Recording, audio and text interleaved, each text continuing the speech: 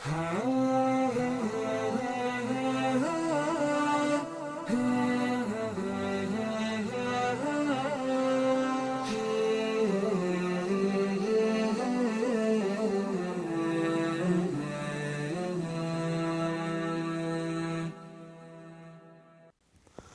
لله رب العالمين، صلى الله وسلم وبارك على سيدنا محمد وعلى آله وصحبه وسلم تسليما كثيرا. الحمد لله القائل: تتجافى جنوبهم عن المضاجع يدعون ربهم خوفا وطمعا ومما رزقناهم ينفقون.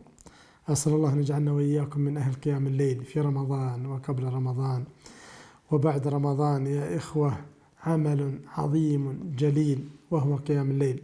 لا تترك صلاة التراويح. يقول النبي صلى الله عليه وسلم: من قام مع إمامه حتى ينصرف حتى يسلم كتب له قيام ليلة. وقال صلى الله عليه وسلم: ينزل ربنا إذا بقي ثلث الليل الآخر إلى السماء الدنيا فيقول: يا عبادي، هل من مستغفر فاغفر له، هل من تائب فأتوب عليه، هل من سائل فأعطيه، هل من داع فأجيبه. لا تترك ركعات مع دمعات مع دعوات في تالي الليل، فإن الله سبحانه وتعالى قريب مجيب.